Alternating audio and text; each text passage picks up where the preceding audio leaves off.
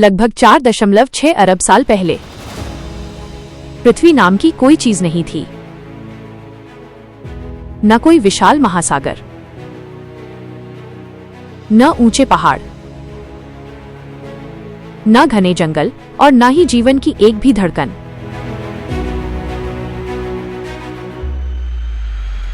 जहां आज हमारी नीली पृथ्वी सूर्य के चक्कर लगा रही है, वहां कभी केवल धूल और गैस का एक विशाल बेजान बादल अंतरिक्ष की गहराइयों में भटक रहा था। लेकिन आज का नजारा बिल्कुल अलग है। आज यही ग्रह जीवन की ऊर्जा से भरा हुआ है। समुद्रों में अनगिनत जीव तैरते हैं।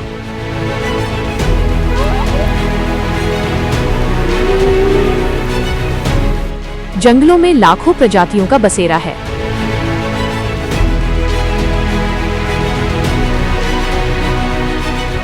आसमान में परिंदे अपनी उड़ानों से जीवन का उत्सव मनाते हैं। तो सवाल ये है, आखिर ये अद्भुत कायाकल्प हुआ कैसे? कैसे अंतरिक्ष की वो निर्जीव धूल एक ऐसे जीवित संसार में बदल गई जो आज अरबों जीवों का घर है? आज की इस यात्रा में हम विज्ञान की सबसे महान और रोमांचक कहानियों में से एक को समझेंगे, पृथ्वी के जन्म की कहानी। हम क्या देखेंगे? हम समय के पहिए को पीछे घुमाएंगे और साक्षी बनेंगे। 1. महाटक्कर, कॉस्मिक कलिजन्स, भयंकर अंतरिक्षीय टक्करों का दौर जिसने इस ग्रह को आकार दिया। 2. अग्नि और जल, आग की लपटों से जूझती धरती और भाप से बने पहले महासागर। 3. वायुमंडल का उदय, उस पहली सांस की कहानी जिसने जीवन का मार्ग प्रशस्त किया। यह उस अद्भुत यात्रा की शुरुआत है जिसने मलबे के एक ढेर को हमारा घर बना दिया। तैयार हो जाइए इतिहास के सबसे पुराने पन्ने को पलटने के लिए। 1. सौर मंडल की शुरुआत। लगभग 4.6 अरब साल पहले हमारा सौर मंडल अस्तित्व में नहीं था। उस समय अंतरिक्ष में गैस और धूल का एक विशाल घूमता हुआ बादल था, जिसे वैज्ञानिक सोलर नेब्यूला कहते हैं। यह नेब्यूला मुख्य रूप से हाइड्रोजन, हीलियम और चट्टानों के बेहद छोटे कणों से बना था। वैज्ञानिकों का मानना है कि पास में हुए किसी सुपरनोवा विस्फोट ने इस बादल को सिकुड़ने के लिए प्रेरित किया।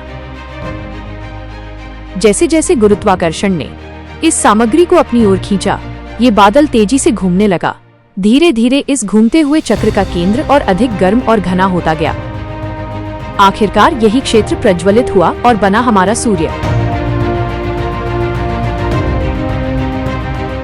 सूर्य के आसपास बची हुई धूल और चट्टानें उसके चारों ओर घूमती रहीं, और यही सामग्री आगे चलकर ग्रहों को बनाने वाली थी। 2. ग्रहों का निर्माण। इस घूमते हुए धूल और चट्टानों के चक्र के भीतर छोटे छोटे कण आपस में टकराने लगे। शुरुआत में ये बेहद सूक्ष्म कण थे, लेकिन समय के साथ ये आपस में चिपककर छोटी छोटी चट्टानें बनने लगे। फिर ये चट्टानें बार बार टकराईं और उनसे बने बड़े पिंड, जिन्हें वैज्ञानिक प्लैनेटेसिमल कहते हैं। यही प्लैनेटेसिमल ग्रहों के निर्माण की ईंटें थे।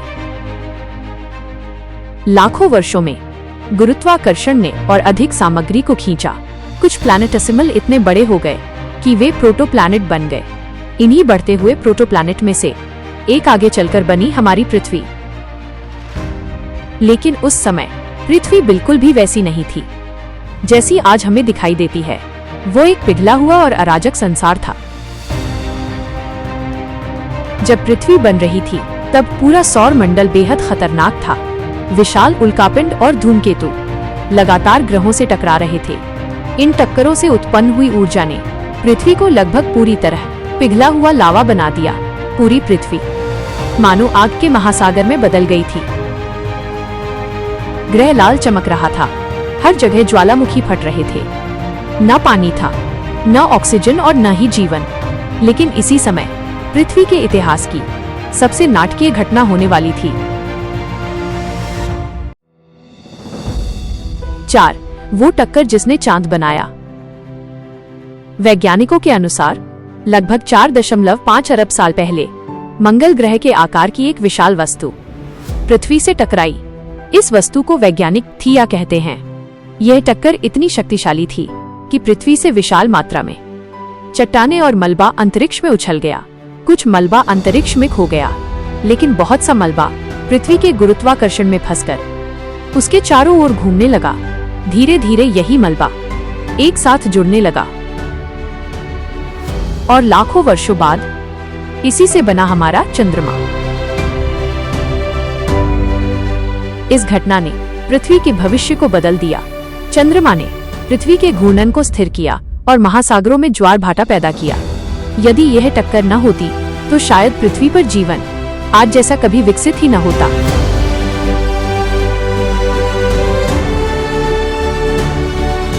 पाँच, पृथ्वी का ठंडा होना।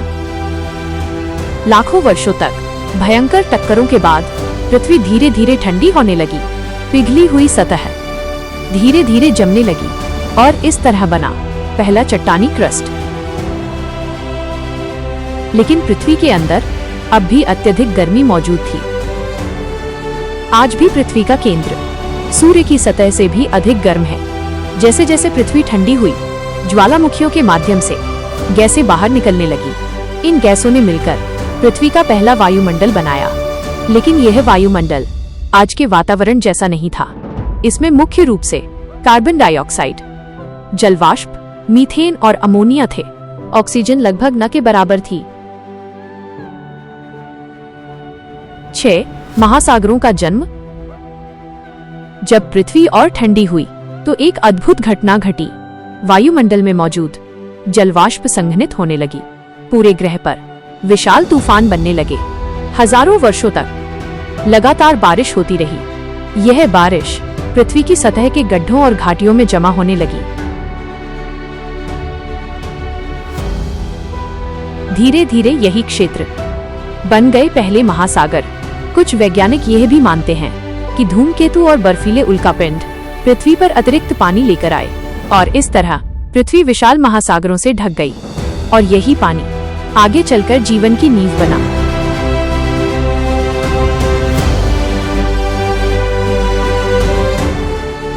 सात, जीवन की पहली शुरुआत। जब महासागर बने तो पृथ्वी का वातावरण काफी स्थिर हो गया।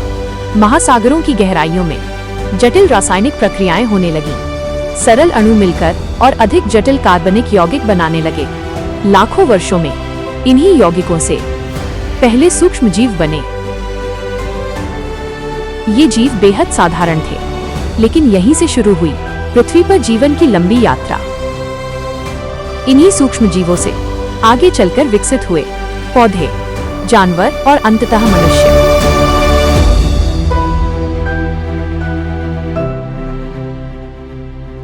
आठ, जीवन से भरा ग्रह। अरबों वर्षों में पृथ्वी लगातार बदलती रही। महाद्वीप बने और खिसकते रहे। धीरे धीरे वायुमंडल में ऑक्सीजन बढ़ने लगी। महासागरों में जटिल जीव विकसित हुए। फिर पौधों ने धरती को हरा भरा कर दिया।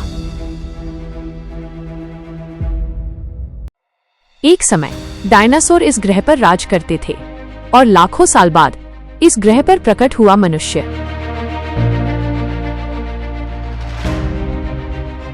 यह सब शुरू हुआ था सिर्फ अंतरिक्ष की एक साधारण धूल से। पृथ्वी के जन्म की कहानी अराजकता, आग और परिवर्तन की कहानी है। अंतरिक्ष की भयंकर टक्करों से अनंत वर्षा से बने महासागरों तक और जीवन की पहली चिंगारी तक। आज जो भी हम देखते हैं, हर पहाड़, हर महासागर, हर जीव उन घटनाओं का परिणाम है जो 4.6 अरब साल पहले शुरू हुई थी। हमारी पृथ्वी स्थायी और स्थिर लग सकती है, लेकिन इसकी कहानी बताती है कि यह एक अद्भुत कॉस्मिक यात्रा का परिणाम है। एक यात्रा जो धूल से शुरू हुई और अंततः एक ऐसे संसार में बदल गई जो जीवन से भरा हुआ है। और इस विशाल ब्रह्मांड में जहां अरबों ग्रह मौजूद हैं, पृथ्वी अब भी एक दुर्लभ और अनमोल घर है। वो स्थान जहां जीवन की कहानी अब भी आगे बढ़ रही है।